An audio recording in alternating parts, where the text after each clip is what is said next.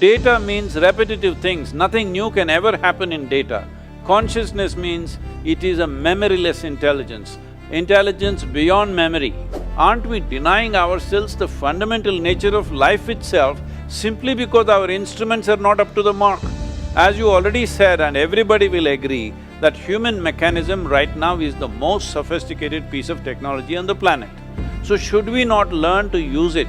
You cannot slap one meaning from your mind upon a limitless possibility which is the very basis of our existence. So this is what is the fundamental mistake, that we are trying to take a piece of our psychological process and trying to understand what is consciousness. Whether it is death, coma, anesthesia, in my understanding and my experience of things, they are not very different. It is just different levels of profoundness of the same thing. When you become completely unawake, that means you're dead.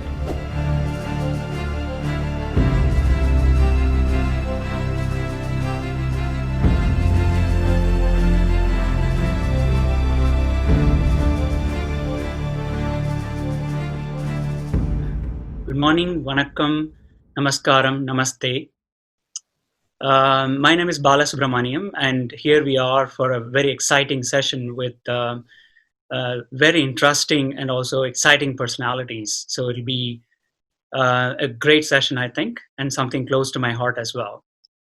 And I want to introduce briefly about myself. I'm a neuroanesthesiologist. I work at Beth Israel Deaconess Medical Center, a Harvard teaching hospital, and I had my initial training in Puducherry, India. I did my MBBS in JIPMA, followed by anesthesiology at the All India Institute of Medical Sciences, New Delhi. Then I spent a year in UK doing critical care medicine. Then I came to Beth Israel Deaconess Medical Center. I trained at the School of Public Health.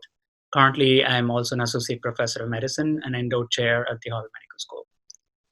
It is my privilege to introduce Steven Laureys, a Belgian neurologist. He is recognized worldwide as a leading clinician and researcher in the field of neurology of consciousness. Steven was born in Leuven, Belgium, and is married to a psychologist. They have 5 beautiful children. While specializing in neurology, he did research in parallel in pharmaceutical pain, working on pain and stroke. He moved on to functional neuroimaging for more than 2 decades now. Steven has a full MD PhD and is a full professor. He's a founding director of Jiga Consciousness and Coma Science Group at the University of Liège.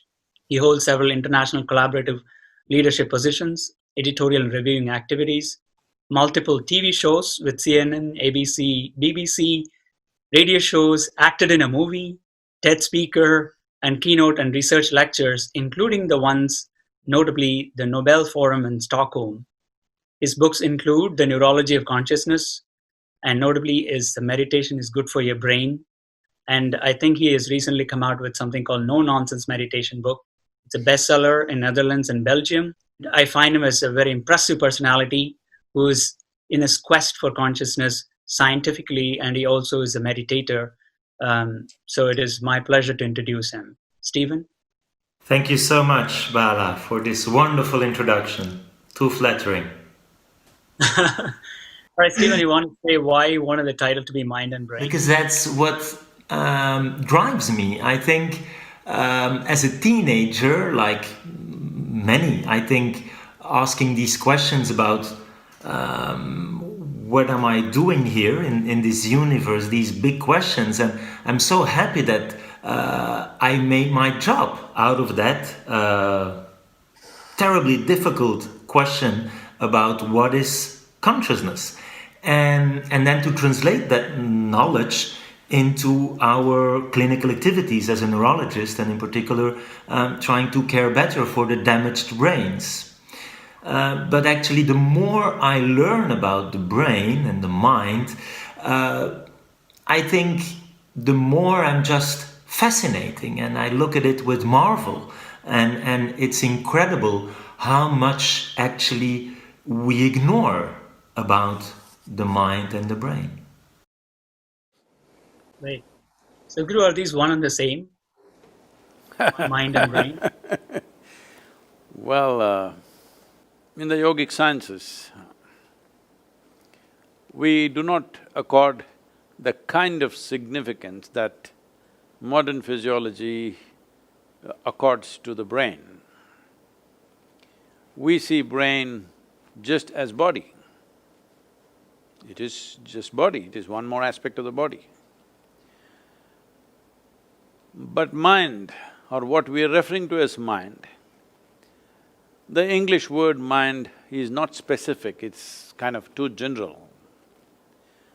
Normally, we identify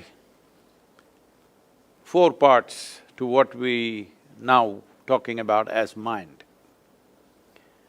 The moment you use the English language, you kind of speaking, when it comes to anything internal, we are talking in more generalities, not specific. So if you want specifics, well, we identify something called as buddhi, which is the intellect, which I feel largely in modern societies, they are considering intellect as mind. Essentially, I'm not saying this with any prejudice because I'm talking in terms of where these things have evolved. The European culture has recognized intellect as mind. In the yogic sciences, we see intellect only as an instrument of survival, which functions on the basis of the limited data that we have gathered through our sensory perceptions. Intellect is quite a useless thing if you do not have data. If there is no data, intellect cannot function. So intellect is very much like why today your phone has an intellect of its own. Yes, it has data and it can use it. If it doesn't yet have, I don't know what… you're shaking your head, Steven, I think you're using a bad phone.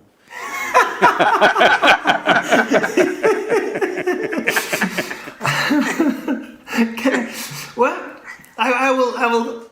You still are Nokia, I think. I think even the best iPhone is still quite stupid, isn't it? It has no subjective experience. So because we talk about artificial intelligence and machine learning and… Yes, but I'm talking about intellect. Intellect means it has data, using the data, it will do permutations and combinations, which the phone is beginning to do, maybe not to the same level as a human intellect, but it is beginning to do that activity.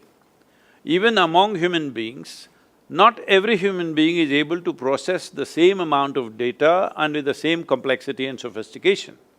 So, well, you have the brain of a monk, but you must also have a brain of a politician, and then you would know what I'm talking about. It's classified. But… No, these days they are smart, it's not like old times, okay?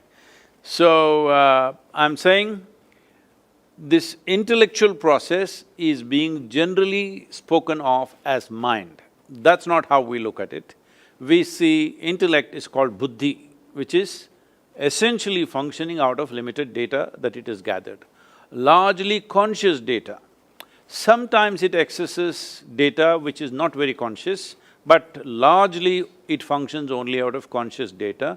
You will see if somebody is having little trouble remembering something, suddenly intellect goes helpless for a period of time. I can't remember this means there is nothing I can do about it. Though unconsciously that memory is still there, just because you are not able to retrieve it, intellect feels helpless for that little bit of time. So this is called as buddhi. The next dimension of intelligence, or I'm using the word intelligence instead of mind so that there is a distinction in language. The next dimension of intelligence is referred to as ahankara. This means, there are many ways to look at it, people usually say it's ego, but essentially it's identity. Because the way you are identified, that is the way your intellect will function. Now if you say, I belong to this nation, your intellect will function just to protect that identity.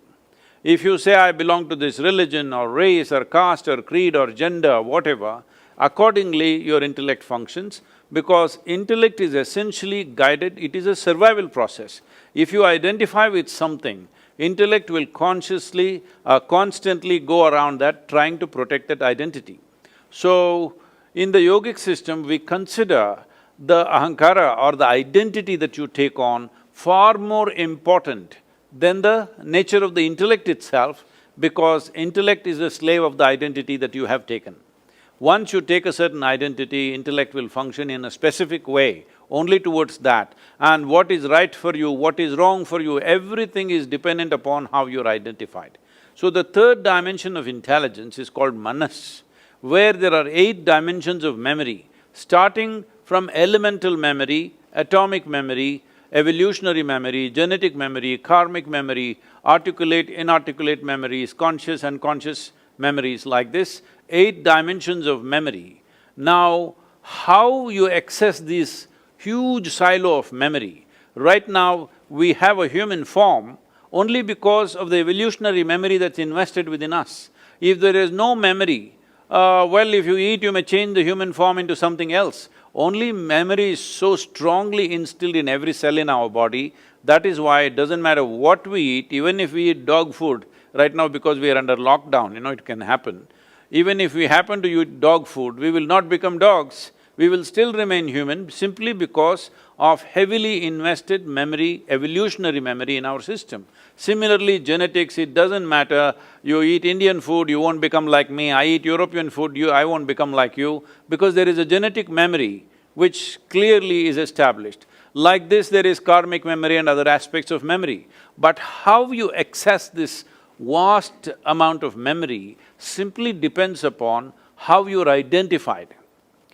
In which way are you identified? How strong your identity is, accordingly you access this memory. Though this data is there, this data is processed based on your identity. If your identity is very nationalistic, now this data functions in that way, you're willing to live and die for that identity. These days, people are in Europe, they're even identified with their football club, they're willing to live and die for it. So it may look ridiculous for somebody else, but football club is more than a nation for someone else, it's more than a religion, it's more than a race or whatever else which anyway people are willing to live and die for. So essentially, the identity, if it is consciously established, then there is a bigger possibility. So in yoga, always we are trying to establish a cosmic identity, because if you establish a limitless identity, your ability to access this vast amount of memory which is there in every cell in our body is greatly enhanced, and that is how a human being suddenly seems like way above what everybody else is functioning. So one human being functions way above that because his ability to access this enormous amount of memory which is recorded the whole evolutionary process on this planet.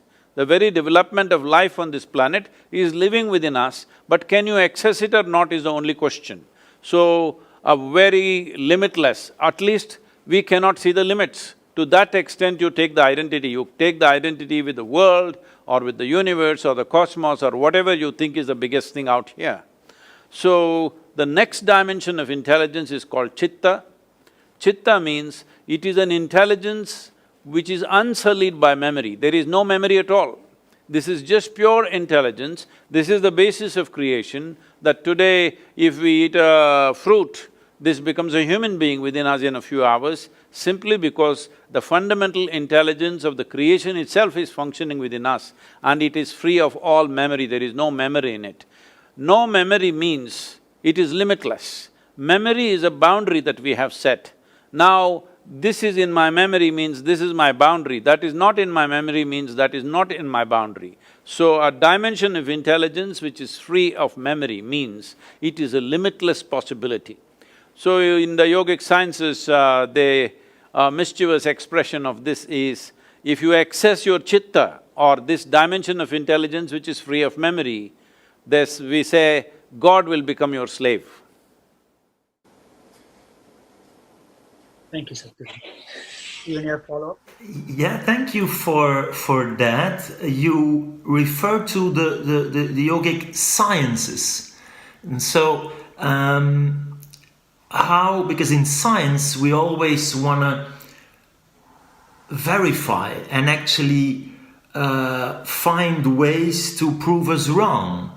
So, I'm this hard-nosed scientist and trying to confront everything I think to understand. Hard nose is not a good thing during the COVID time, huh? It's not a good thing to have a hard nose. But so this,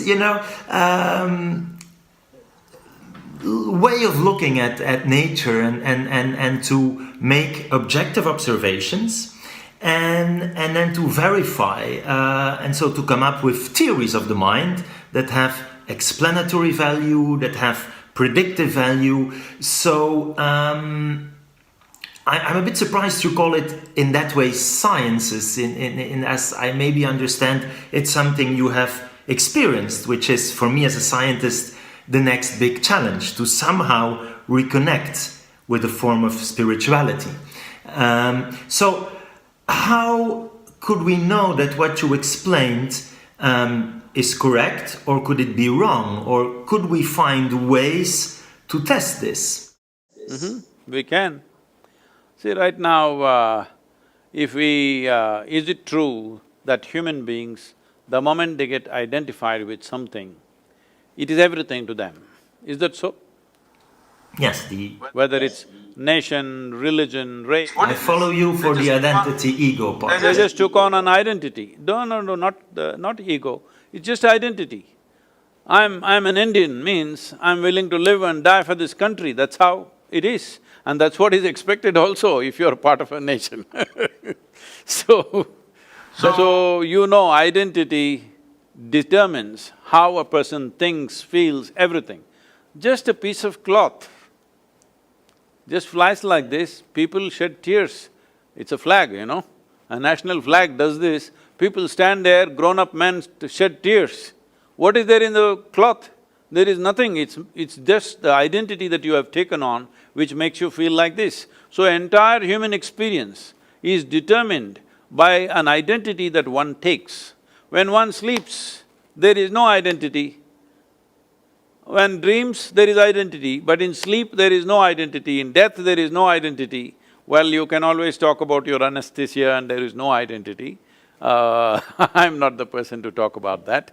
But I'm saying in conscious experience of life, one's identity is determining everything. Well, does it show up in your blood, does it show up in your chemical analysis? I don't know, that's for you guys to say.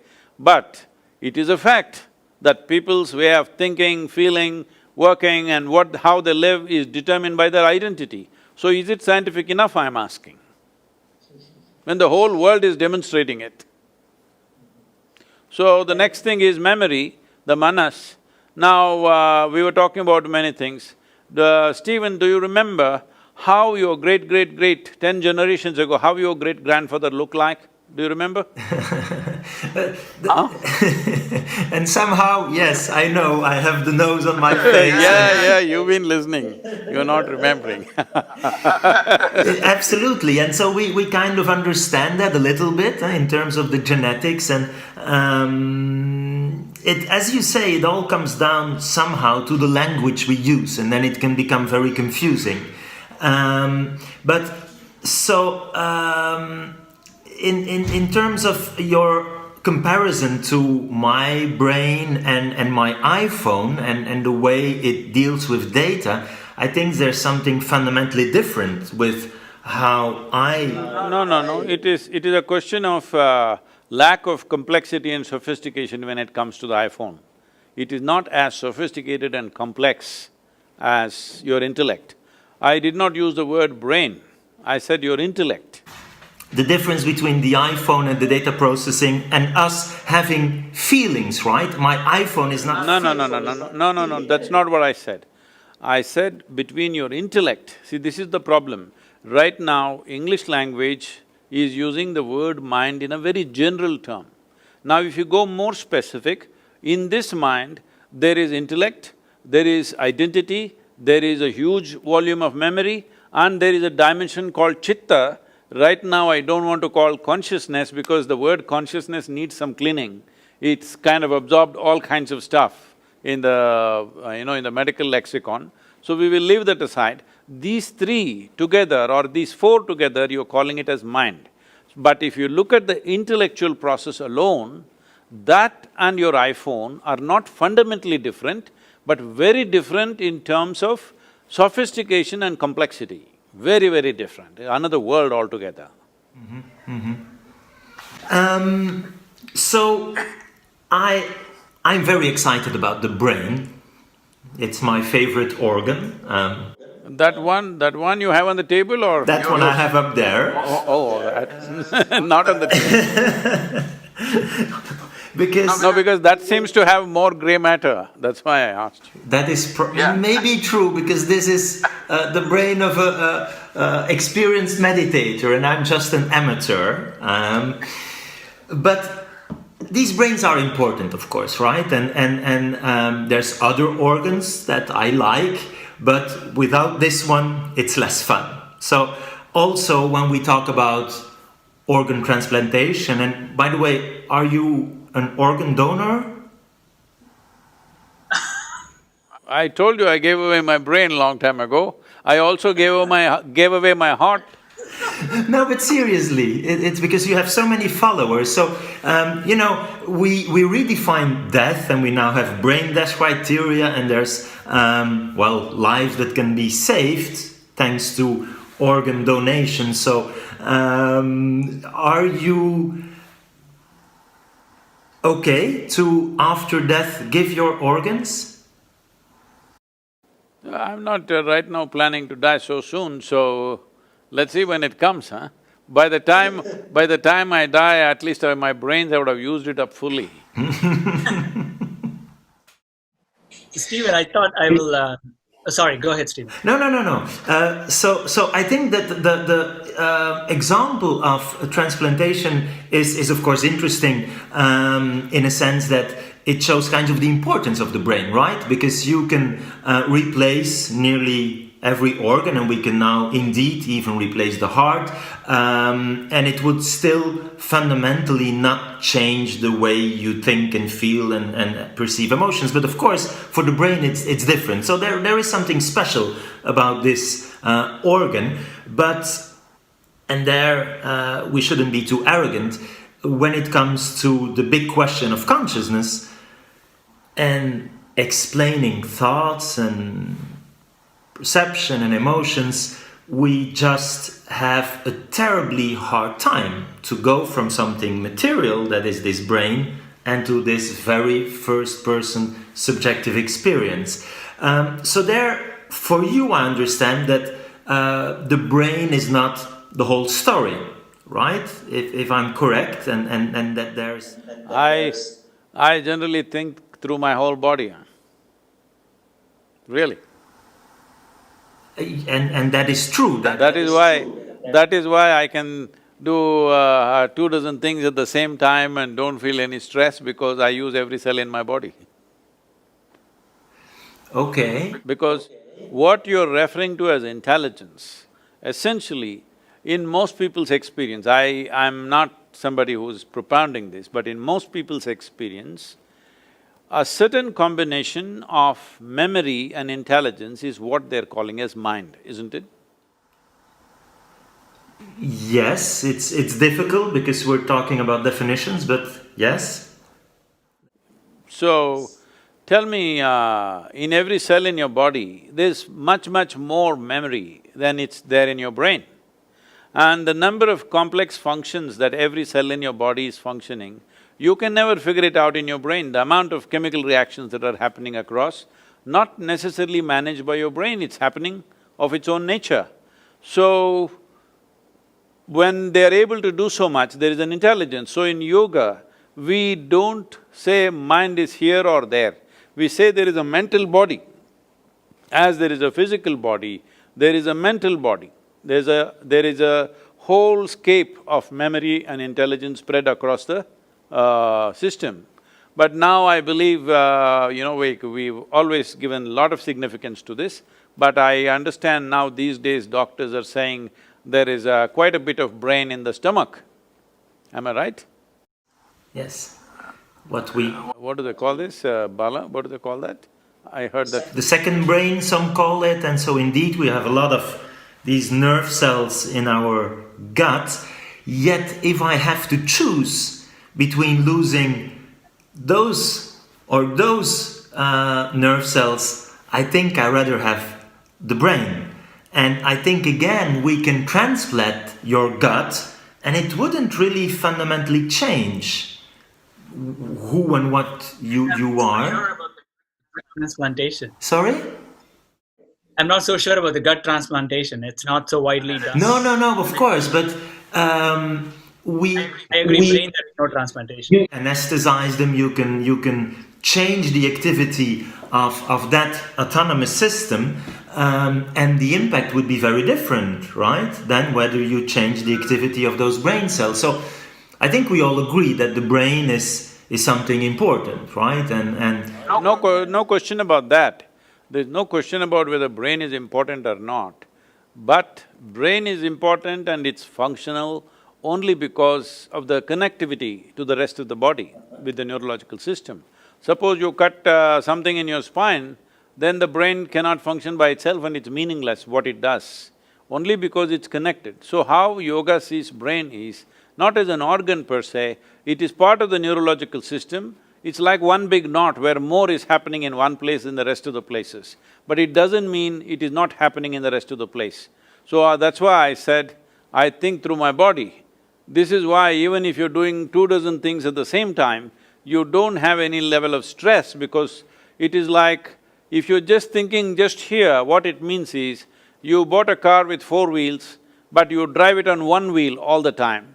Obviously, one will wear out very quickly and there's too much stress. Every time people have to do something, simple things, if they have to decide what clothes to wear, where to go, what to do, they get so stressed on a daily basis because they're using just one dimension of their intelligence, not exercising other dimensions of their intelligence. And that you can train through yoga is… Oh, definitely, yes.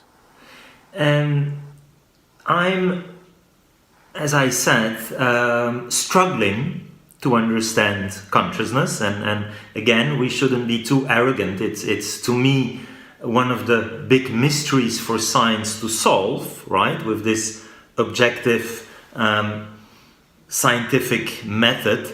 Some would even say it's impossible, and we will never be able, with our limited mind, to understand the mind. But I'm naively optimistic. But it is true that, as you said repeatedly, maybe we should be more emphasizing the experience, right? And that is why I'm listening to these athletes of the mind and these traditions, being your tradition or Buddhism or… and I think we have, first of all, considered consciousness as a taboo. It was just impossible when I started in the 90s even to find money to study consciousness, and that is finally changing, but still. And next, maybe now we're too excited because we have these machines, functional MRI, and we can, 3D print brains and look at how parts of the brain light up and so on and so forth. But maybe we ignore a little bit too much the phenomenology. So when I have these Buddhist monks in my machine and they talk about these different levels of consciousness, and you just mentioned something like pure consciousness or intelligence, for me it's very, very difficult because I never had that experience, right? And so I think I should… No, what you're saying is… No, what you're saying is, it is difficult for me because it's not there in my memory. That's exactly what I said. If something is not in your memory, your intellect is helpless about that aspect of life. So how will it come into your memory unless it has come into your experience? What is red, blue, yellow has come into your experience. That is why it's in your memory, otherwise it wouldn't be there in your memory. If you see a certain kind of food, certain kind of drink, certain kind of situation, you know what it is only because it's there in your memory, otherwise you wouldn't know. So right now, something that is not yet in your memory, you are trying to sort it out in your intellect. That's never going to happen. It is not that you will never be able to figure this, that's not the point. You will never be able to figure it with the kind of instruments that you're using right now. First instrument that you're using is intellect, and all other instruments, whatever scientific stuff in your lab, this is all products of intellect. They all function only from data. So data means repetitive things, nothing new can ever happen in data. Consciousness means it is a memoryless intelligence, intelligence beyond memory. Unfortunately, because of the type of modern education that we have, we are making people misunderstand that memory is intelligence. You know, if you read a textbook and keep it in your gut and you go to the examination hall and puke it on the paper, you will be first rank, all right? Simply because you have memory. So memory is being misunderstood as intelligence. But intelligence doesn't need memory, intelligence functions of its own accord. Intelligence can generate memory, intelligence can store memory, but it is not the basis of memory which is intelligence. Intelligence is the basis of memory. Memory is not the basis of intelligence. So would you agree that we could try to get the best of both worlds? Where are the two worlds? I am living in only in one, which is the other one? So this… Where are you from? Where are you? Are you talking to me from Mars or something? I'm talking about my lab and the machines and the rational approach, but linking it to the phenomenology, to, as you say, the memory, the experience, and indeed that we maybe have been ignoring it too much, right? See, in your lab, Steven, in your lab, is there any instrument which is finer than the human mechanism that you are? No. Then why are you using crude instruments instead of using the finest instrument that you have? I'm trying to combine them. Why? Because… so what you're saying is… No, there's nothing, no, because the only reason is we have all gone through an education system which doesn't trust the finest instrument on the planet. So, I wanted to ask this question because I face this a lot, Steven, especially when I talk to neurologists and my own friends and colleagues. Because they don't experience this, they doubt it. They doubt whether this actually exists, right? The consciousness or the intelligence part that Sadhguru is talking about. The science is all about reproducibility and repeatability, showing that again and again. Well, human beings are repeating themselves for generations. Isn't that good enough? And I'm coming to that straight because they want to see that as a traditional data form, but because we don't have any instruments as of now to say that or show that or given us a PowerPoint presentation, but there are millions of people who are experiencing this and are talking about the same thing. Why don't we trust that in scientific world? Because the first question I face is, oh, there's no data, what you're talking is all nonsense. So again, you are very open to it, that's why I'm asking you this question. Why do we go with this so-called definition of science that, keeps on saying it's not seen outside, I can't demonstrate, but we can put ourselves into that state and experience it. There's a lot of people who are talking about it, so I'm not sure why we don't account for it. And I think you're right, we should listen more to… and I think if we want, as neurologists, you anesthesiologist or the psychiatrist, or so we need to link back to that subjective experience, whatever you call it. Now, I think, and that's what I try to say to combine the best of both worlds and approaches, that if we only go with experience, well, maybe we could be limited or maybe plain wrong. No, not with one person's experience. If it is repeated in 10,000 people, is it good enough? Well, I will be here, the scientist, saying it's not good enough, because maybe 10,000 people, 1 million people, billions of people could somehow have false beliefs, right? It could be. And there were… No, we're not talking about belief, unconnected people. See, for belief you need flock. Unconnected people, you can check 100 people who are not connected with each other. If we put a certain input, if the same thing is happening in all the 100 different people, is that not repeatable proof? Yes. Right now, is there any scientific evidence that you're alive? It's… the definition of life is actually still challenging for us, right? I think it's this, what is matter, how does it organize in life, and then to consciousness is the big questions.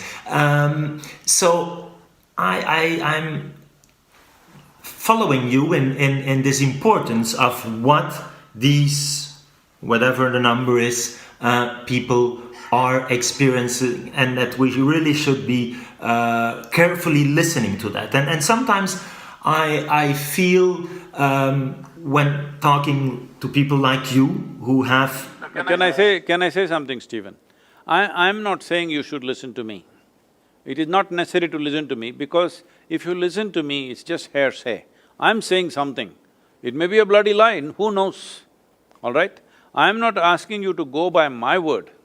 I am just saying, if you do certain thing and those results happen to you, then that is true, isn't it? You don't have to believe what I say. I'm saying all of us, we are here, how are we here? The basic thing is our parents have given us what they have given us and we became that, and now we gather our own thing in our own experiences and make it much more complex. This is how we are living. So, what is the proof of this? Living is a substantial proof, because it's there. It's been repeated for million generations, so it can't be questioned. So right now, the instruments that you have in the lab, whatever you said 90s, the instrument that you had in 90s and the instruments that you have now, are they very different, more sophisticated? They're better, they always get better. They're always getting better. So even today what you're using, definitely not good enough instruments, maybe in another 20 years they'll get much better. So I'm saying, aren't we denying ourselves the fundamental nature of life itself simply because our instruments are not up to the mark? As you already said, and everybody will agree, that human mechanism right now is the most sophisticated piece of technology on the planet. So should we not learn to use it beyond our thought, beyond our emotion, beyond our identities, beyond our prejudices? If you learn to use it, then this will clearly tell us what is what, because this is the most competent machine that's out here. Yes, and yet I'm trying to imagine a world where we would all be Sadhgurus, right? Imagine… You're talking about a very competitive world for me. It's your word. So, I chose at one point in my life not to become neither a priest or a guru or a philosopher, but a scientist, and then to use that as a medical doctor. And I'm still happy with that choice, because I do think, and I believe you will agree, that the scientific knowledge and the technology and modern medicine has really incredibly improved our quality of life and our life expectancy, and that's very important to appreciate. So I am very happy that there are these scientists and that we have the technological advances, but at the same time I think we should try to find some and reconnect to the spirituality or the pure experience, as you say. Would you agree with that, that it's this kind of balance? See, it is like this, if you take a motorcycle mechanic, he's very good with the motorcycles, let's say. But now you ask him to fix a computer, well, he can use his screwdriver and open the cover. Beyond that, he doesn't know a thing about it, all right? This is just like this.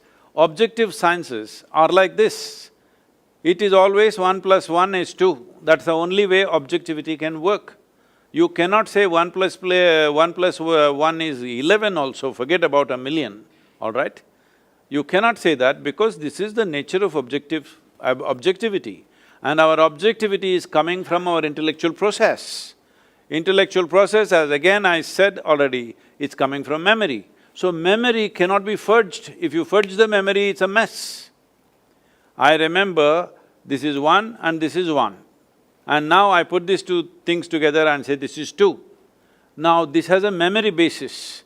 If I fudge this, then my intellect becomes useless, all right?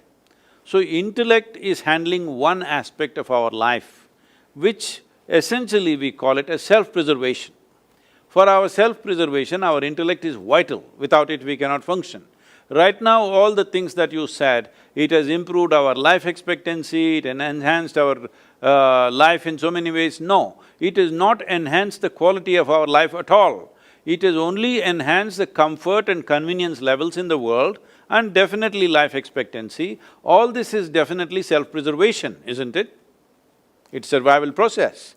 So when it comes to self-preservation, our intellect is vital. Without this one functioning, you cannot survive in this world. All the five senses are functioning, they are feeding the data into your intellect and from there you're using it. How efficiently you use it will determine how efficiently you survive. So your life expectancy enhanced means your efficiency of survival has increased, that's all it is. So you are more healthy than what people were in the past, I don't think so, but suppose we are, it simply means your survival process is little more efficient. So, leaving the survival process, now you're talking about consciousness. Consciousness means, see the English word consciousness is very loosely used. If you say somebody is in anesthesia, if they come back, you say, oh, he's come back to his consciousness. No, he's conscious because there are no alternate words, we use the same words. Language is a different aspect. Language is also a product of our intellect. So it can only talk in opposites. Without polarities, there is no language. Without polarities, your intellect cannot function. But when you talk about consciousness, you are not talking about two polarities. There is no A consciousness and B consciousness. There is no positive consciousness and negative consciousness, there's just one. So, what doesn't have a polarity cannot be dissected with your intellect.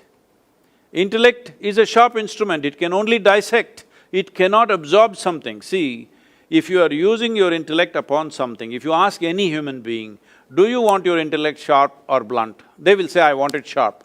Why? Because it's a cutting instrument. If your cutting instrument, if your knife is not sharp, what is the use of such a knife? So now you want to stitch your clothes, but you try to stitch that also with your knife, then all you have is tatters. That is showing almost everybody is wearing tatters around the world today. You see everybody's pants are torn. I don't know, you are… I'm not seeing the whole of you. That's very good. If you are blue denims, it'll be torn. So, you're using your intellect to handle a subjective dimension of life. That's never going to happen. Simply because you're using a telescope to look at the virus, it's not going to work. Okay. So Steven, while you're here thinking about it, I thought I'll bring in a relevant point because you have remarked in some of your lectures that we made a historical mistake by calling consciousness as a binary term, right? Yes or no. And then with your experiments and also your attempts to recover patients in coma, with the instruments that you've had, now you've recorded at least 4 or 5 distinct states of consciousness, or wakefulness, you want to call that. The Sadhguru is saying consciousness is one. There is no polarity to it. So how do you reconcile these? So again, the term comes back to consciousness term, just call it wakefulness or whatever. You are in all these guideline committees. You're like the president of many of these committees. Can we even change that as just wakefulness and leave it there? Because you're so… Thank you for that question, Bala. We are definitely struggling, and I think we have no definition of consciousness that we all agree upon. What we try to work on are somehow practical measures that, well, you and I as clinicians, when we say the patient is unconscious, what do we mean, what is the language we speak, and we will there reduce this complexity to, first of all, wakefulness, the first dimension, and that's what you see and what we all experience when we fall asleep. When you make them fall asleep during anesthesia, they somehow seem to lose awareness of their environment and then their self. During sleep, there is already this notorious exception when we dream, and I think that's fascinating. And there's lucid dreaming and illustrating the challenge for us as observers, saying meaningful things about awareness in another person. And then these patients, as you say, in coma, who can no longer be awakened, and that's simply looked at from the outside as looking at eye-opening. They will never open the eyes even when we stimulate them, and then observing their behavior, which is then reduced to reflexes. But it's true that when you think about it, it's frustrating, and that is exactly why I started this research, because I was not satisfied with how, as a clinician, I could say meaningful things about consciousness, the mind, subjectivity, while the only thing I'm doing at the bedside is making inferences based on some motor activity, and the absence of proof is there, not always proof of the absence. So to me, it seemed a historical error that we had this black and white view, that the patients we see with severe brain damage were or conscious or not.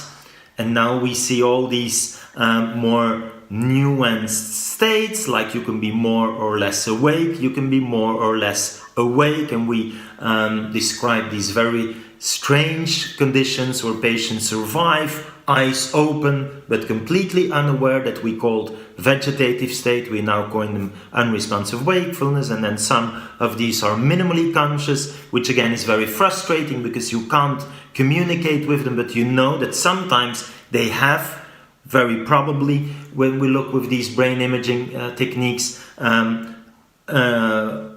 functioning brain, and hence a functioning mind that can perceive emotions, including pain. And so I'm trying to be a little bit more precise about what we consider as awareness of the environment, of the self, and how we can link it to brain networks, which is what we try to do with this global neuronal workspace in the front and the back, and trying to capture it by all possible means to help clinicians reduce the uncertainty and have prognostic value. But it's still a tremendous challenge to go from there, and they're still, I think, descriptive, and they have a big practical value, but I am not satisfied in terms of the explanatory power, because they're truly to explain how we're having this wonderful discussion. And I'm thinking that I know for sure some things in my mind now, but how this happens to me is still a big challenge. And as you know, we also listened to patients who had a coma, and we thought they were fully unconscious, but afterwards they tell us they had these wonderful experiences called near-death experiences. Very, very intense, very, very positive, often, but not always, seeing themselves from the outside, this notion of light, and for some this is proof of life after death.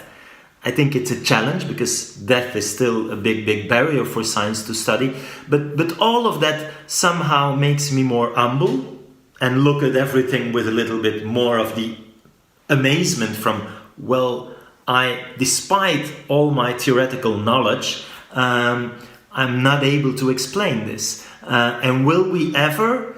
Well, there to me, it seems very interesting that the scientific community links to this community of what I would call the athletes of the mind, right? And that's also why I myself try to do meditation, so that I maybe can experience this a little bit better. And maybe we can compare it, Bala and Sadhguru, to my initial area of research was sleep and dreaming. And I dream a lot. And then to me it's easier to connect. But my supervisor at the time very rarely remembered his dreams. And so his approach was very different. And so imagine that I would have no dream, never. How could I, even with the best possible theoretical knowledge, understand dreams? It's, I think, important that we have the experience and the memory, as Sadhguru said, to really get to an understanding. Or imagine I would be a scientist looking at color vision, that me myself would only see in black and white. So even the most perfect understanding of color from a theoretical perspective in this colorblind scientist, wouldn't it be different the day I would truly see in color? So that's the kind of frustration I have when talking with big experts who have, I don't know how many 10,000s of hours of meditation, and I know you're a very expert meditation yourself, and I'm just this little athlete, right? Trying to understand what you mean when you're talking about all these different states and nuances. And so you're right, I see consciousness not even less black or white or on this gray scale, but rather all the colors of the rainbow. And it's so multidimensional that it's very difficult for us to collapse it, to reduce it, and to grasp the holiness of the experience. If I can say something, can I? Sure, Sadhguru, please. See, Steven, as we sit here, this is my body, that is your body, distinctly established. Right now, it is 100% like this. I don't know what you're drinking, I can't see, but whatever you're drinking, what's in the cup is not you. The moment you drink it, after some time it becomes you. This is happening right now. So, though what you think is your body and what I think is my body is just a piece of this planet, right now it is distinctly clear, this is my body, that is your body, 100%. This is my mind and that is your mind, these are my emotions and those are your emotions, these are my experiences, those are your experiences. But there is no such thing as my consciousness and your consciousness. This is a living consciousness. We blew our own bubble. I'm sure you have that little wonderful boy who came on the screen, I'm sure he's blowing soap bubbles at you sometime. So, if you blow a soap bubble, this is my bubble, that's your bubble. Poop, it went. Then there is no such thing as my bubble and your bubble, there is no such thing as my air and your air. Consciousness is just like this. Right now you have blown your bubble, I have blown my bubble. This is me, that is you. But when this goes poop, there is no such thing as my consciousness and your consciousness.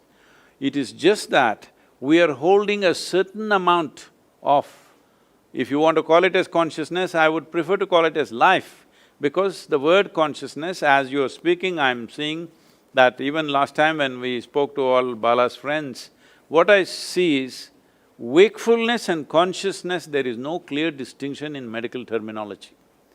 See, everything that you do with your anesthesia has nothing to do with consciousness. It has something to do with body and various functions of the body. You're shutting down certain aspects of the bodily functions. One of them is transmission of pain, which is the main interest when somebody is going to surgery. You don't want to stop their heart, you don't want to stop their brain, you would like to see the transmission of pain stops. Whatever is being cut, whatever damage or fixing is happening, whatever parts of the body may be being removed, what is not vital may be being pulled out, all that is happening. Only transmission of pain is not happening. This has got nothing to do with losing consciousness and gaining consciousness, there's no such thing. So we're using the word wakefulness and consciousness in a little different way. And not only that, especially not just in medical terminology, generally in English language, there is no distinction between somebody is unconscious and he became conscious and consciousness as a larger possibility. So, my body, my intelligence, my mind, my memory, your memory, my experiences, your experience, all different. But there is no such thing as my consciousness and your consciousness. It is just that it is only the human creature on this planet who has the neurological capability and sophistication of mechanism that if they allow it, they can access this dimension of consciousness. No other creature is really capable of accessing it. This doesn't mean there is no consciousness in them. Without that, the life process wouldn't happen. There is consciousness even where there is no body, all right? Only thing is, you need a certain sophisticated instrument to access that, which is the human mechanism. This is why we consider being human is a great privilege, because you have access to dimensions beyond your physical boundaries. That is the fundamental significance of being human. So, let us not misunderstand the instrument and what we see. If you take a telescope and see, you saw another galaxy, but the galaxy is not produced by the telescope. The galaxy is there. The telescope only gave you an access. Similarly, your body, your brain, whatever, I don't want to identify different things, from your hair to your toes, everything is body as far as I'm concerned, including your brain. It is just another dimension of the body. So this body, if we keep it in a certain way, if we do not contaminate it with too many ideas, philosophies, identities, if you keep it in a certain level of openness, this will become an access point to what we are referring to as consciousness or the basis of the life that we are, in a way.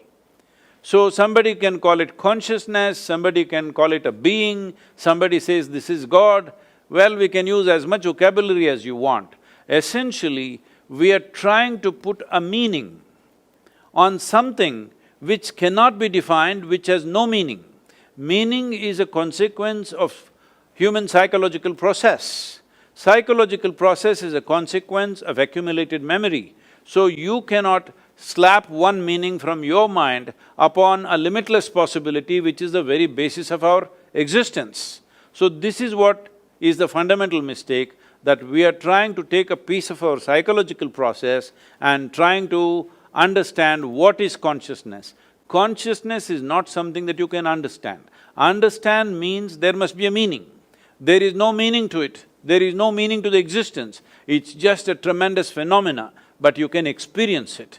You have the necessary instruments to experience it, not the instruments in your lab. You as a person, you have the necessary instrument to experience this. Will you allow it or not, is the only question. As I said in the beginning, it all depends on how you're identified. If your identifications are limited, you have lost the ability to experience it. If your identity is, not identified with anything, you kept yourself loose like that, then there is a possibility of experiencing it. A whole lot of people under drug-induced conditions, they are claiming they experience many things. I'm not questioning that at all, it's very much possible, because one thing that I have seen happening to people under the influence of alcohol or drug is, they've lost their sense of identity. What they think they are usually is not there in them, they've become little boundaryless.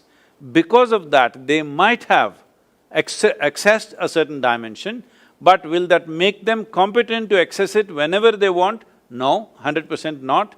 In fact, they may lose their faculties because they forced it upon, chemically forced something to happen, so that may damage the instrument for good and you may not be able to experience anything beyond a certain point. Can I ask you two questions? Yes, sir. So you mentioned this instrument that permits us to access this, whatever we call it, consciousness, intelligence, but you say it's for humans. So what do you think about animals and how they perceive the world? And then the second question is this terribly challenging one. If you say that somehow, and you make the comparison with the bubble and that there is no such thing as your consciousness, my consciousness, it could be an illusion. So how do we somehow deal with, well, what was there before you were born and what will there be when you're dead? So these two are still burning questions about animals and the before and after this living. See, when it comes to animals, an animal is programmed in such a way that largely its life is fixed around its survival process. Let's say, for any creature for that matter, their stomach is full, their life is settled, they just sit there happily. But that's not the nature of the human being. Stomach is empty, only one problem, stomach is full, 100 problems. This is the nature of the human being. Because survival is not the end game for us. Only when survival is taken care of, what is human kicks in. Till then, we are also just one more creature. When we are absolutely hungry and survival is in question, we are like any other creature. Human beings fight like any other creatures when survival is in question. Only when those things are taken care of, other dimensions of being human become a possibility. So survival is not the end game for us, it is the beginning for us. It is the A of life. But for all other creatures, survival is the end game for us. But even among them, certain creatures are far more capable of accessing or at least being sensitive. I wouldn't say accessing, they're little more sensitive to consciousness. Wherever there is consciousness, certain creatures behave in a certain way. In India, in the yogic culture, in the Indian mysticism, everywhere you see there will be a cobra, always. Simply because we have always seen wherever there is a little bit of, access to consciousness, these creatures somehow sense it and they arrive. What makes them sense it? One thing I'm guessing, this is not a certain science for me, I'm just guessing because they're stone deaf. I think they're super alert and in some other sense, they're very, very alert. This is a fact, this has been checked by a few people. See, for example, a cobra in southern India, it has no ears at all, no hearing mechanism, so it has got the whole body to the ground and literally ear to the ground, So, if there is going to be an earthquake in California, which is literally 12 hours away, that means almost on the opposite side of the planet, if there's going to be an earthquake in the next 2 days or 3 days, this cobra will start behaving in a certain way. If you observe it carefully, if you have mastered that observation sufficiently, you can clearly tell that there is going to be an earthquake in approximately this kind of latitude. There are people who can do that. By simply observing the serpent, how it behaves, they say, there is going to be this kind of movement in some part of the planet. So, because any littlest, even the minutest vibrations in the planet, it is able to sense.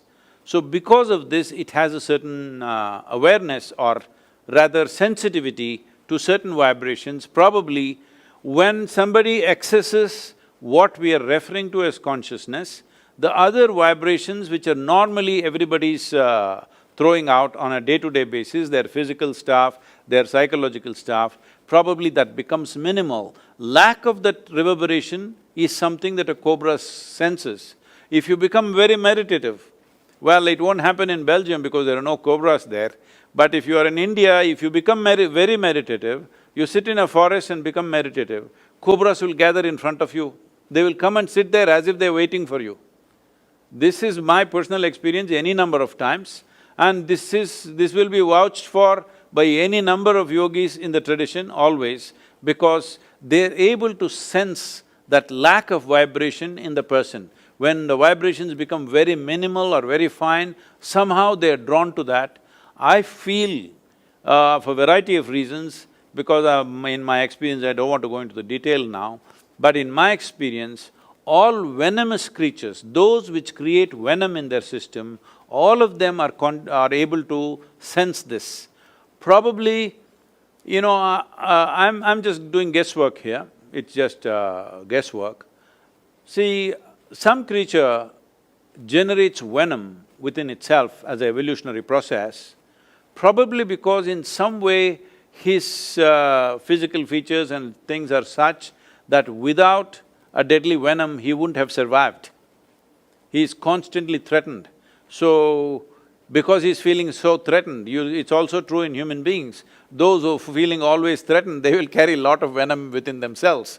So looking at human behavior, I'm just guessing, maybe in the evolutionary process, because they don't have limbs, let us say the snakes don't have limbs, they don't have the same capabilities that other creatures have, So they might have developed venom over a period of time because otherwise they wouldn't have survived, otherwise they wouldn't have got food to eat, everything around them moves faster. But still they manage to hunt and live only because of the venom that they carry. All venomous creatures, I've noticed this with bees, the honeybees, the way they behave around me, many times I've noticed is very strange. In the beginning when it happened, I couldn't believe how these insects seem to be sensing something which nobody else, human beings don't know most of the time, but they're able to see it. I've generally noticed this with all venomous creatures because to generate that venom, there is some special process going on within them. From what I hear from other scientists and people who are working in the field, they are saying venom is one of the most complex proteins that are produced on the planet, and today for various neurological ailments, the experiments are going on how venom could be a solution in the future because, in my personal experience, consuming venom has done miracles to me in terms of rejuvenating my body and doing things with myself in so many different ways. If you are… I don't know if you and Bala are not aware of this, there are certain type of yogis who always carry these mountain scorpions which are almost like 9 inches long in a box. Once in a way, they will decide when, they will take a sting from the scorpion, your whole neurological system will jangle, it'll go for 24 hours to 48 hours. It won't let you sleep, it will just keep you up. And between pain and pleasure, there is very little distinction. Once the neurological system gets tangled, like jangled in a certain way, you can make it into pain, you can make it into pleasure consciously. So they will cry, they will laugh, they will cry, they will laugh, they will go through this for whole 24 to 48 hours because they are using the venom to just shake up the whole neurological system. So having said that, somewhere certain creatures have little more access to these things. They may not have access to consciousness, but where there is access to consciousness, they're able to sense that. In my understanding, or I would rather say my presumption, is that they're able to mark out those creatures or those bodies who are least amount of reverberations in them. Where there is least amount of reverberation is like a little bit of a vacuum for them, so they are drawn towards that, and at the same time they will not harm that, that kind of reverberation because they feel very passive. Like, I don't know, right now in the video as I was watching it, there is a video where I'm holding a king cobra, not by the head, but in the body. It is not a pet cobra or something. We've just caught it 2-3 days before that is being filmed there. And king cobra, if it bites you, you have 6 to 8 minutes to live, that's it. It has enough venom to kill an elephant, but it will not bite. It all depends, if you show a little anxiety, it'll bite you. If you are just absolutely calm, it will not touch you because it's going by the reverb that you generate.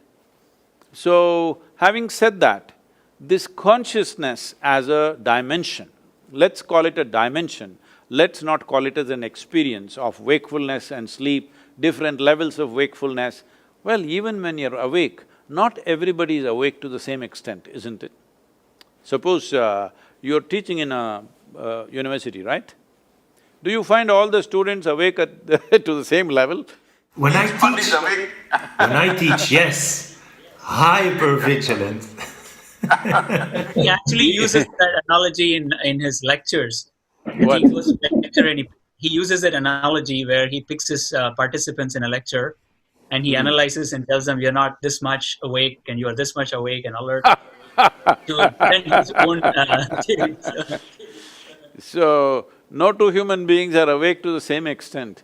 So this whole dimension, if we change the terminology a little bit, probably it will fall into a little better place of understanding, maybe not entirely, but little better. That is, right now when we talk about anesthesia or even coma for that matter, they may be very similar, I don't know medically how you differentiate between the two. Essentially, bodily functions have dropped step by step. In one person, a certain number of functions might have dropped, in another person it might have dropped further. And I would take it further, even what you call as death is just further drop in the bodily functions. So whether it is death, coma, anesthesia, in my understanding and my experience of things, they are not very different. It is just different levels of profoundness of the same thing. When you become completely unawake, that means you're dead. You're little bit awake means you're in coma. You're little more awake means you're under the influence of anesthesia. Little more awake means you just had a drink. In your experience, but you have not yet died. Let's not go into that now. We'll go into it some other day because are you in Brussels? Yes, close to Brussels. Okay, so unless you serve me French fries, I'm not going to talk all those things to you right now. I will offer you French fries and Belgian chocolate. Well, about when you said before being born and after the death process has happened, see, death is a social thing. It is not existentially right to say death, because a certain life, like we were talking about bubbles as an analogy, let's continue that bubble. So right now you've blown that big bubble. This bubble has a material, the soap. Depending upon the soap quality, the tenacity of the bubble and how long it lasts is determined by the type of soap and the quality of soap and whatever. So this soap or this structure for this is what we are traditionally referring to as karma. What karma means is accumulated memory which is giving us a shape and a form. So as long as this karmic memory is there, it will contain this life inside. So right now, let's say you were born as this big bubble, but this time around you really made some efforts and made this into this big bubble, possible. So suppose now, let me not take you as an example, let's say I die, okay? It's easy for me to die So if I die right now, well, I leave the body here because the body is just what we have collected from this planet, it has to go back. It's just a material that you picked up to walk through this planet, to do activity in this planet, but the life that you are is still contained in your karmic bubble. Life itself is not yours. That we are referring to as consciousness or life is not yours, it is always there, but you have captured this much. Depending upon how much life you capture, see, it is not just about the data, it's not about the intelligence. Depending upon how much life you capture, accordingly the significance of your life will be determined by that. When I say significance, you as a life, not socially significant, not significant in the world, that is just a consequence. In certain times, people may recognize that significance, in another time they may not recognize. If you came here 1,000 years ago and you say, I'm a neurologist, they'll just dismiss you, can you wield a sword or not? That's all they would ask you in Brussels, all right? If you cannot, you're out. So I'm saying today in 21st century, you being a neurologist is important because there is a situation, it's a consequence of time. So let's not take that activity as the basis. But the profoundness of your experience is determined by how much life you have captured, how significant you feel when you sit here, not in the context of society, not with reference to somebody else, not comparing myself to somebody and saying I'm bigger than somebody, but when you simply sit here, this is why closing eyes is so important. When you close your eyes, you've shut off the world. When you sit here, what is the significance of your existence? This is determined by how much life you capture. So the entire yogic system or one important dimension of yogic system is to see how I capture more life into this one, so that if I sit here, this is a very significant life. Whether others will understand this significance, whether this significance will find expression in the world or not, these are subject to variety of outside realities. But in your experience, you are phenomenally significant because you captured such an immense possibility of life. So once this happens, now it is held together by this karmic bubble, or let us say it's a kind of a software. Most of the software may be gathered unconsciously, but it is a certain kind of software which holds this together. Even if we die, the body gets left here, Discerning mind goes with the body, rest of the information, and this is already there. But now because there is no discerning mind, this bubble cannot go where it wants to go. Now, it will just go by its tendencies. It's very beautifully described. In the yogic culture, we call these tendencies as vasanas. The word vasana literally means smell. So it depends what kind of smell it has. Accordingly, it gets drawn to certain things, accordingly it will draw certain things towards itself, depending upon how vibrant this karma is, accordingly it stays in a limbo for that kind of period. If it is already become very feeble, it will try to find another form, physical form.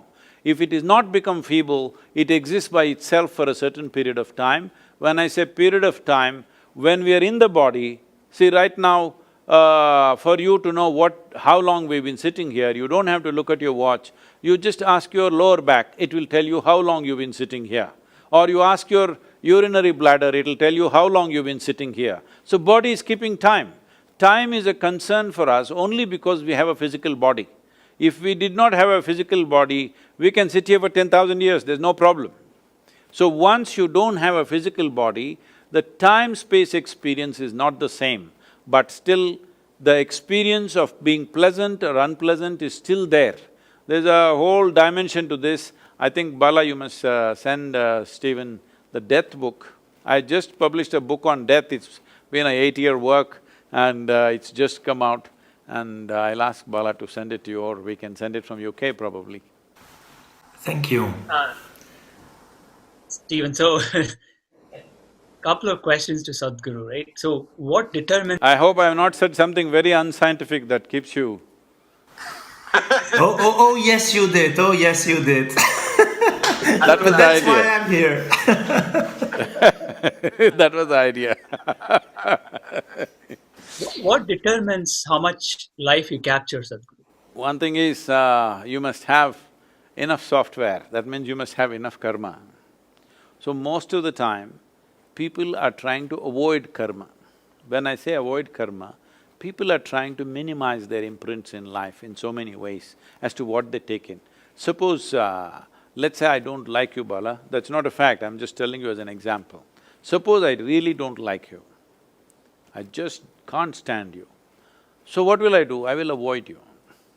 This means what? I'm trying to avoid some nasty impressions that may come upon me if I meet you.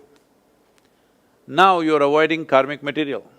So this is why in yoga we say, somebody comes and says, I don't like this person, then I put those two people in the same department, so that every day they build some karma and learn to transcend that.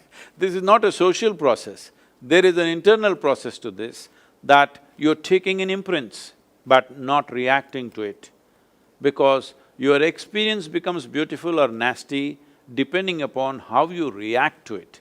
So first and most fundamental training that you need to go through is, you learn to respond, not react. Reaction is instinctive. Reaction is based on past memory and conclusions that we have made.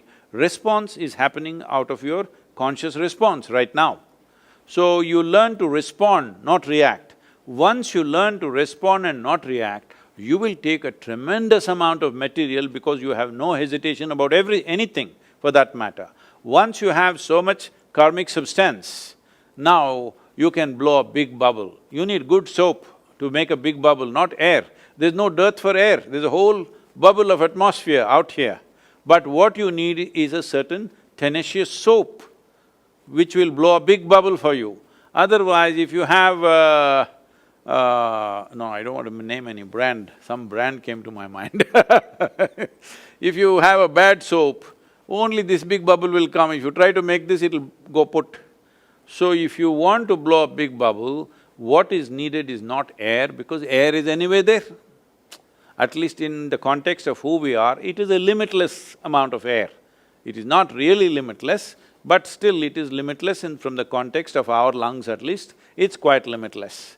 So there is limitless amount of air, there is limitless amount of life and consciousness in the universe, but the question is, do you have the necessary quality soap to blow it big and hold it? So, you don't avoid anything when when something outside of you does not determine the nature of your experience, that is when you're willing to take on everything. When something outside of you makes you either happy or unhappy, you will try to choose only those things which give you pleasant experiences. Those things which give you unpleasant experiences, you will try to shun. So if you really look at in the world, most people, if you look at people's experiences in the world, most people can't stand almost the entire humanity. Their neighbor means must stop there only. Friend means still here, but he must stop here. If he crosses this line, there'll be trouble. Well, a spouse means here. If they cross that, there'll be trouble. A child means here, but if he crosses that, that also will be trouble. I'm saying for everybody there is a boundary. If they cross that boundary, there is trouble. So in a way, if you really look at it, actually nobody is 100% okay with anybody. So this is the fundamental thing we need to change. People are trying to teach this in roundabout ways. They're saying you must love everybody, you tried, it doesn't work. People say you must be compassionate, be this, be that. All you're trying to do is that you are not in a state of reaction, but you will consciously respond. Or in other words, you want to make your experience of life so pleasant within yourself, no matter who comes, how nasty they are, it will not cause nasty experiences within you. Once you have this insurance that somebody else and something else, either a person or a situation, cannot soar the experience of who you are, only then you're truly open to every kind of experience. Now you have a super soap. You can blow a very big bubble. But can I ask something? Yes, sir. Is that… so you would advise somehow that meditation can help us blow a bigger bubble? See, once again, this is a very vague term in English language. When you say meditation, if somebody sits here with eyes closed, in English language we say, he's meditating. But with eyes closed, we can do many things. We can do japa, tapa, dharana, dhyana, samadhi, shunya, samyama. Or you may just, as you know, in the universities, they have mastered the art of sleeping in vertical postures. No, no, not in your class, no. So they may be horizontal in your programs. So it's true that then it becomes… the term meditation becomes kind of meaningless, is what you say, because it stands for… It is not specific, it's generally saying something. So, let us say you're chanting something. People say that's also meditation. No, that's called japa. Japa, if you do it in another form, the same chanting, it's called tapa, because tapa is used to generate heat in the body. What you were talking about Tibetan monks, most of them are doing tapa because they're using it in a certain way to generate heat in the system, because if you generate a certain kind of prana or life energy in a certain form which is called as samat prana, if you generate that, body generates enormous amount of heat. And this heat is not just as temperature, it's called ushna. It activates a certain level of perception, it makes you very healthy, it will allow you to live with very minimal amount of food and water. All these capabilities will come because your samat prana or samana prana is high. That is what generally they are trying to do, they are trying to do tapa. So that is… you want to call that meditation? No, it is tapa. If you do the same thing with a different tilt to it, it becomes japa. If you do dharana, that means you're focused on something, you're concentrating on something, that's called dharana. So if there is you and there is something else, an object, and you're very well focused and you and the object are connected, that means it is dharana. So you were so focused, one of you disappeared, either you disappeared or the object of focus disappeared. It is either just the object or just you, it is merged into one in your experience. Then we call this dhyana. Suppose both disappeared, the observer and that which is observed both disappeared and there's an explosion of energy, this we called as dhyana. Samadhi is called something else and… that is called samadhi. And further samyama, there are various other aspects like this, so I don't want to go into all that stuff. But fundamentally, The word meditation is not saying anything particular. So if we have to put a definition to that, what I would say is, meditation is a certain quality, it is not an act. It is not an act that you perform. It's like fragrance of a flower. The fragrance is a consequence, but because today the world humanity has become so goal-oriented, they want the consequence. They're always aiming towards the consequence. No, you cannot create the consequence. If you do the process properly, consequence happens. Right now, we have eaten well, we are breathing and everything is fine, so life is happening. In a way, our experience of life is a consequence. We are alive because of a consequence of various processes that we are doing right. If you do any of those things wrong, the consequence of experience of life will not be there. So similarly, meditation is a consequence, it is a quality, it cannot be done, but it can be made to happen. If you cultivate your body, if you cultivate your thought process, if you cultivate your emotion and your energies to a certain level of maturity, you become meditative. It is not like in the morning, evening you do meditate, not like that. You become meditative as a quality, you carry it with you. So, if we want to further technically define this, essentially I would say, because I'm assuming meditation means dhyana, it is an assumption, because somewhere you have to fix it, otherwise it is all over the place. If you call it as dhyana, that means if you sit here, in your experience clearly, the body is here, your mind is here, what is you is somewhere else. These three clear, distinct identities. That means there is a distinct separation or space between what is you and what you have gathered in your life. Once this space is there, this is the end of suffering. Because there are only two kinds of suffering in human life, physical suffering and mental suffering.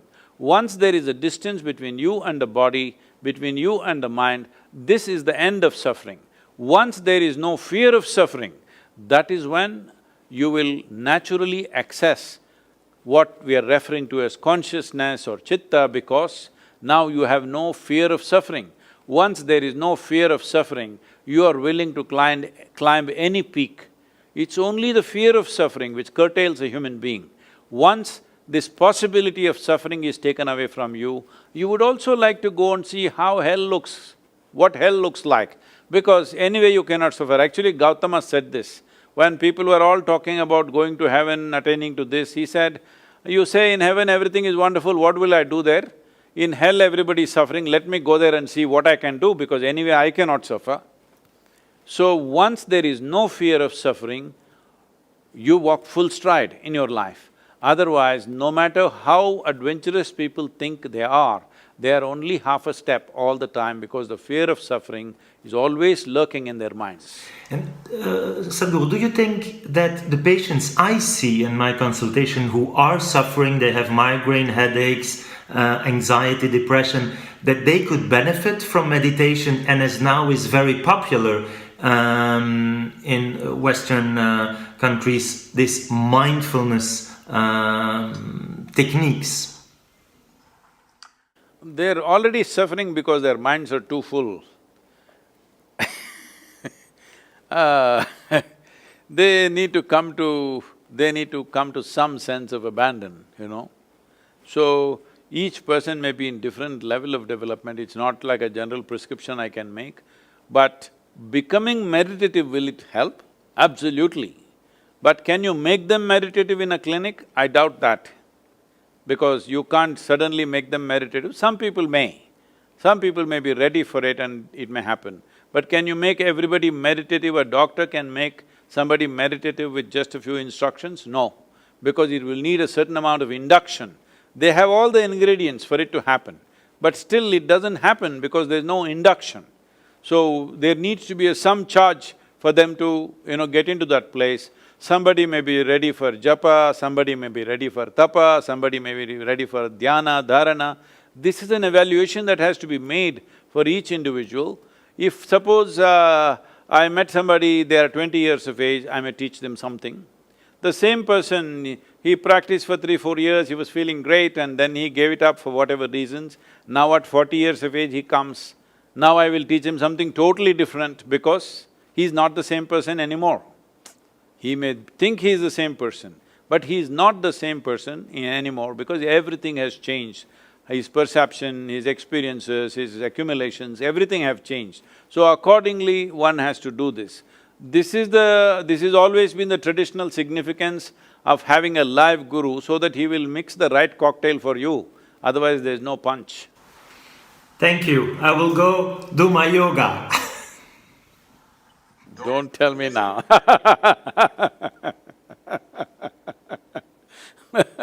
There's been a very fascinating discussion. I can go on and on. I have so many burning questions, but I think it's been more than an hour and a half. So I'd like to wrap up.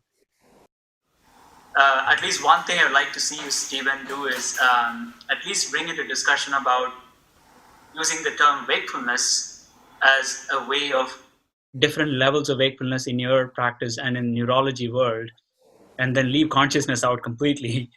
And that way, probably you can explain so many things in your lab and what you're finding and how you have been successful in restoring some of the comatose patients back to their normal lives. So thank you so much for doing your work and also being open to explore this aspect with Sadhguru and us. It's just, there's so much more. He's an ocean by himself. As your lab machines improve, one day you may be able to raise the dead, huh? Because it's just another level of wakefulness and sleep. Like my favorite philosopher says, James Bond, never say never. I didn't think you're English, huh? Married to a Canadian psychologist. After the Brexit, you must change your philosopher, okay? Thank you so much. Stephen. Thank you so much. Bala, thank you very much.